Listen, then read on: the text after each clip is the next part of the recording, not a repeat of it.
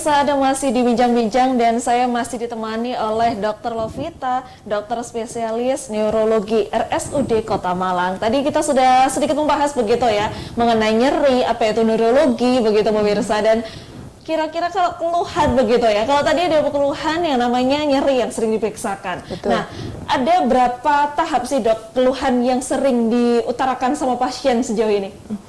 Jadi kalau untuk keluhan pasien sendiri, terutama biasanya datang ke poliklinik ya, biasanya memang yang sifatnya masih bisa ditahan. Jadi biasanya memang kondisinya yang masih episodik, jadi hilang timbul. Itu biasanya yang awal dikeluhkan oleh pasien saat pertama kali datang. Namun bila sudah terjadi memang tahapannya sudah kronis ya, biasanya lebih dari 3 bulan, biasanya keluhannya cenderung menetap, Mbak. Mungkin selain nyeri, mungkin ada keluhan lain, misalnya seperti dirasakan rasa kesemutan, rasa kebas atau baal ya, ibaratnya kita sebut nama lainnya seperti itu. Itu yang biasanya dirasa sangat mengganggu dan sifatnya menetap, itu biasanya memang perlu tata laksana yang lebih lanjut gitu.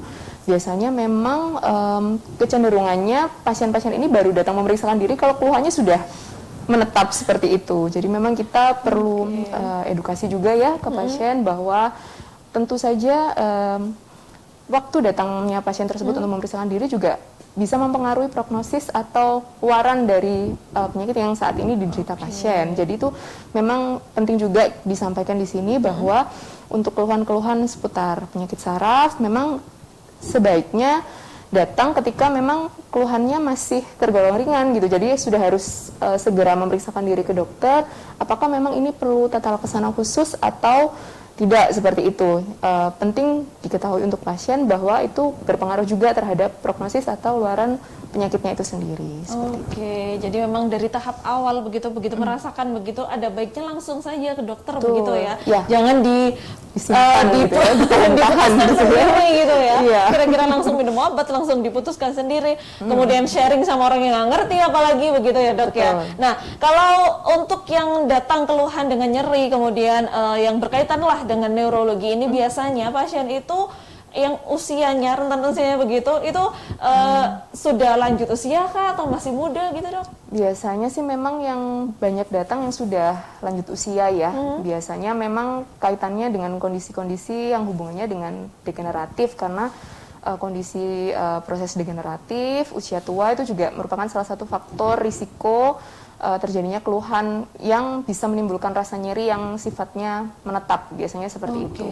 Jadi biasanya kalau yang usianya sudah sepuh ya, sudah lanjut usia, biasanya memang tidak nyaman ya kondisinya di rumah gitu. Jadi biasanya baru diantar oleh mungkin putranya seperti itu atau keluarganya yang lain untuk memeriksakan diri ke polisaraf. Tapi ada juga memang beberapa pasien yang usianya masih muda tapi dengan keluhan mungkin nyeri yang sangat hebat. Mungkin misalnya ada kaitannya dengan trauma, ada kaitannya dengan istilahnya nyeri pertama yang baru pernah dirasakan, nyeri hebat yang pertama kali baru dirasakan seumur hidup, itu baru biasanya datang. Nah, itu biasanya kita perlu work up atau pendekatan yang lebih spesifik gitu, karena biasanya kondisi-kondisi seperti itu memang harus ditegakkan diagnosisnya sejak dini supaya kita bisa tahu dan segera bisa memberikan tata laksana yang sesuai. Oke, jadi memang kebanyakan begitu ya, mereka yang sudah lanjut usia pemirsa, tapi tidak menutup kemungkinan yang muda ini juga bisa terkena begitu ya. Jadi semuanya patut waspada. Kemudian kalau sudah muncul gejalanya, diharapkan oleh dokter memang langsung saja diperiksakan supaya nanti untuk penyembuhannya juga bisa lebih cepat begitu dok ya. Semakin betul, kalau sudah semakin parah juga maka harus bersabar untuk proses kesembuhannya gitu ya. Biasanya kan pengen datang ke dokter, pengennya cepet sembuh, cepet kerja lagi gitu. Oke. Oke, nah untuk tata laksananya sendiri, tadi dokter sudah melakukan begitu, sudah mengatakan kalau harus tata laksananya dengan baik. Nah, kira-kira seperti apa sih dok untuk tata laksananya sendiri?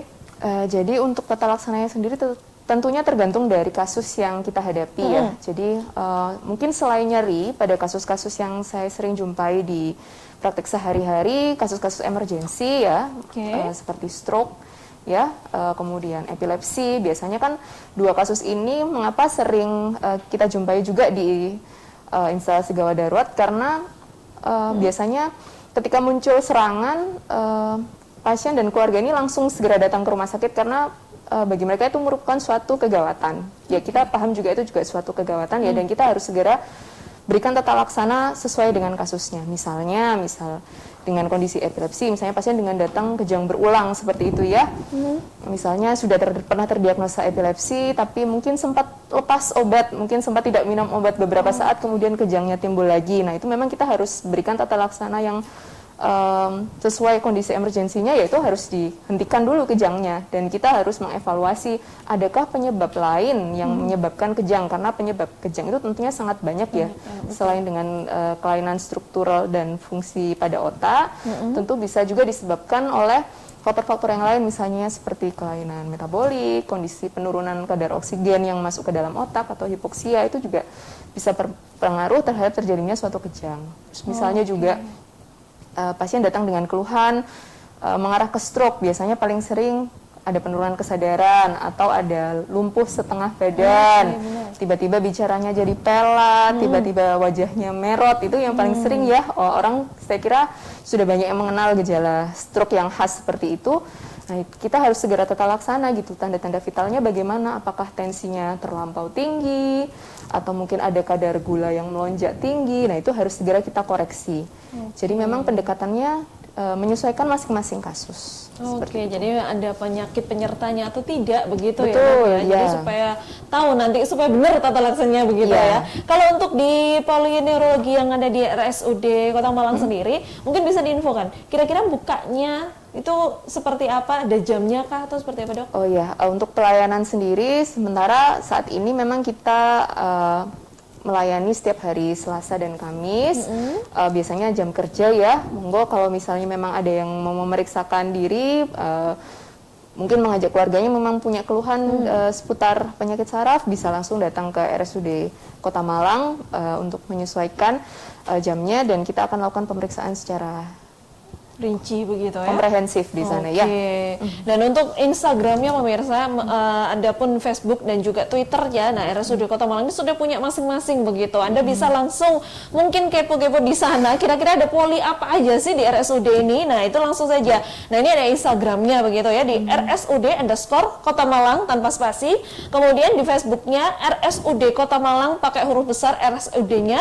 Kemudian di Twitter ada RSUD_Kota Malang sama dengan yang ada di Instagram begitu ya. Jadi mungkin kalau butuh penanganan seperti apa, bisa langsung melihat dulu di media sosialnya, kemudian cari tahu alamatnya atau mungkin nomor teleponnya yang bisa dihubungi begitu ya. Baru langsung datang sesuai dengan jam prakteknya dokter masing-masing begitu. Termasuk salah satunya untuk polineurologi yang hadir di setiap Senin sampai dengan Kamis begitu Selasa ya. dan Kamis. Oh, Selasa dan Kamis. Oke, Selasa dan Kamis di jam kerja pemirsa. Nah, kalau kita memang ngomongin soal saraf itu kan memang banyak begitu ya, Dok ya. Seluruh tubuh kita memang dipenuhi sama saraf kan.